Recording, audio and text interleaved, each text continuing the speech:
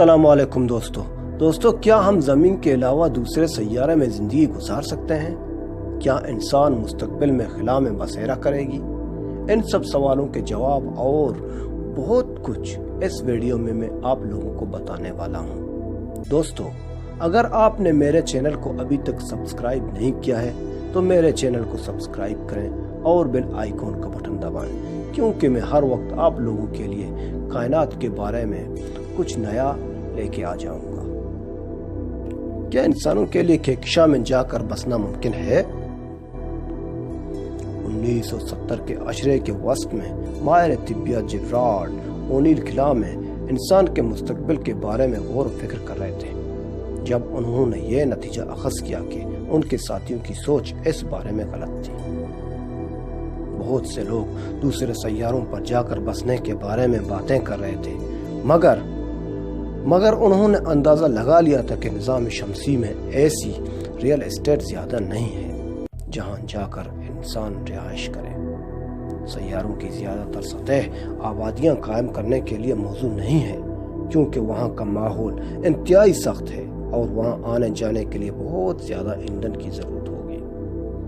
O'Neil نے متبادل کے طور پر ایسی آبادیوں کو تصور پیش کیا جو کرۂ ارض کے قریب خلا میں متعلق ہوں، ان کی شکل سلنڈر نما ہو اور جن کے اندر سبزہ، جنگلات، جھیلیں اور کھیت ہوں۔ ان کے خواب نے ایک پوری نسل کو متاثر کیا۔ ان میں سے ایک شخص حالیہ دنوں میں بین الاقوامی سرخیوں سن 1980 کی دہائی میں برنسٹن یونیورسٹی میں سیمینار کے دوران اونیل کے اس تصور کا ایک طالب علم پر بڑا اثر ہوا۔ اس نے انسان کو زمین سے باہر جا کر آباد ہونے کے امکان پر غور شروع کر دیا۔ اپنے اسکول کے اخبار سے بات کرتے ہوئے اس طالب علم نے کہا تھا کہ زمین محدود ہے اور اگر عالمی معیشت انسانی آبادی اس رفتار سے بڑھتی رہی تو صرف خلا ہی ایک ایسا ٹھکانہ رہ جاتا ہے جہاں انسان رہ سکے گا۔ اس اسٹوڈنٹ کا نام تھا جیفری پریسٹن بینروز۔ یہ سمجھنے کے لیے بینروز جیسے کرپتی خلا میں کیوں جانا چاہتے ہیں، ان کے اثر و نفوذ کو جاننا ضروری ہے۔ عام آدمی کے لیے بلو اوریجن اور اس کے مقابلے میں ایک دوسرے نجی خلائی پروگرام اس سے زیادہ کچھ نہیں ہوں گے کہ چند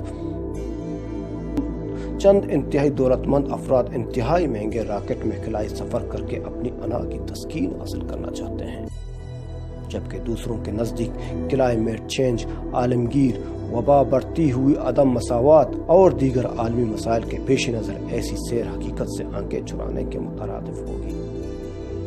اگر ان کوششوں کے پیچھے ایک بڑا جذبہ کار فرما ہے اور وہ ہے خلا میں جا بسنے کا، بینروز تنہا وہ شخص نہیں ہے جنہوں نے تجویز کیا کہ زمین سے باہر جا کر رہنے کا سامان کرنے میں ہی انسان کی بقا کی ضمانت ہے۔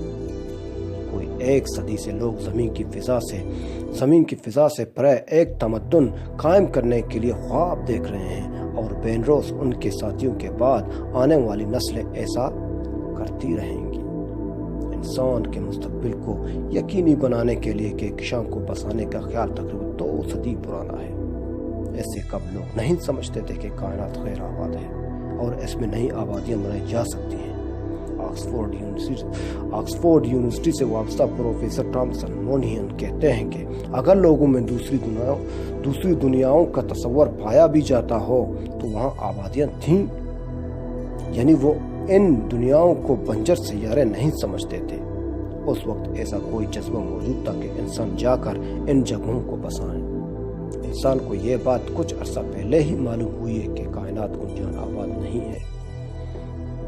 مونہین کا کہنا ہے کہ انسان کے قدر حالیہ تاریخ میں ایسی حقیقت کو جانا ہے کہ کائنات کا بیشتر حصہ خالی ہے جہاں انسانی آبادیوں کو پھیلایا جا سکتا ہے۔ محققین کو نظام شمسی اس سے بھی پرے جا کر بسنے کے بارے میں سوچنے کی تحریک اس حقیقت سے بھی ملی کہ کسی دن سورج کے بجھ جانے یا کسی اور وجہ سے نسل انسانی زمین پر سے مٹ جائے گی۔ مونہین کہتے ہیں کہ 20ویں صدی کے آغاز پر اس دریافت نے کہ ایٹم کے اندر بے پناہ قوت موجود ہے کہ کہکشاں میں آبادیاں بسانے کے خیال کو تقویت ملی۔ روسی خلائی سائنسدان کونسٹانٹین سولکوفسکی نے نیوکلیئر انرجی سے چلنے والی خلائی گاڑی کی مدد سے سیارچوں پر جا کر رہنے کی دلچسپ تجویز پیش کی تھی۔ 1911 میں اپنے ایک مضمون میں انہوں نے لکھا ممکنہ طور پر انسان کا بہترین حصہ کبھی نہیں مرے گا، اور جب ایک سورج بجھ جائے گا تو وہ انسان دوسرے سورج کے نظام میں جا کر بسیرا کھل لیں گے۔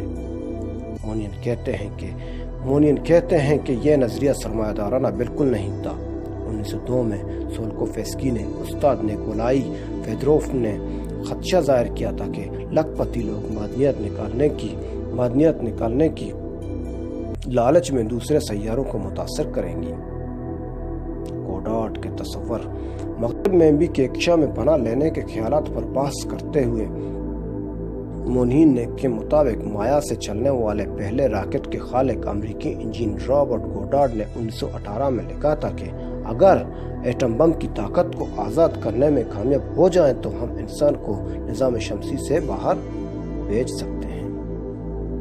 گوڈارڈ کے تصور کے مطابق انسان اپنی معلومات کا خزانہ ساتھ لے کر جائیں گے، اور جہاں ایک تمدن ختم ہوگا وہاں ایک نئے تمدن کا آغاز ہوگا۔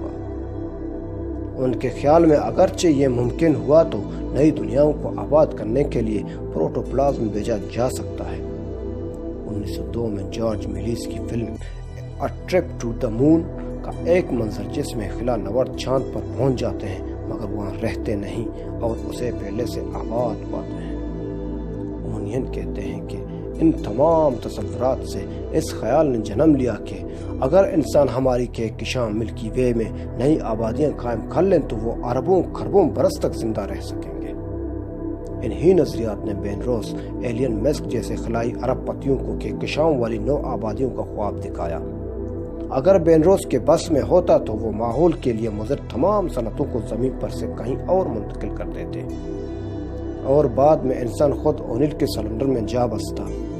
وہ جانتے ہیں کہ وہ خود ایسا مستقبل نہیں دے پائیں گے کہ مگر وہ خود کو آنے والی نسلوں کے لیے راستہ ہموار کرنے والے کے طور پر دیکھتے ہیں۔ مسک معدومیت کے خطرے کے بارے میں زیادہ کھل کر بات کرتے ہیں۔ ان کا کہنا ہے کہ اگر ہم مختلف سیاروں پر رہنے لگے، مثلا مریخ پر، تو پھر انسان کو مکمل طور پر مٹ جانے کا خطرہ نہیں رہے گا۔ اسپیس ایکس پروگرام کے ارب پتی مالک ایلون مسک گرے فلٹر نامی نظریے سے متاثر نظر آتے ہیں۔ اس نظریہ کے مطابق ارتقائی عمل میں کائنات کی ہر شے کا ایک کٹ آف پوائنٹ یعنی ختم ہو جانے کا نقطہ مقرر ہے، اور جب وہ اس مقام پر پہنچتی ہے تو خود بخود مر جاتی ہے۔ مسک کو توقع ہے کہ انسان اس مقام کو بحفاظت عبور کرنے والی پہلی نوع ہوگی۔ مونین کہتے ہیں انسانیت کو بچانے کے لیے خلا میں جا بسنے کی دلیل اتنی قوی نہیں جیسے ارب پتی اسے پیش کرتے ہیں۔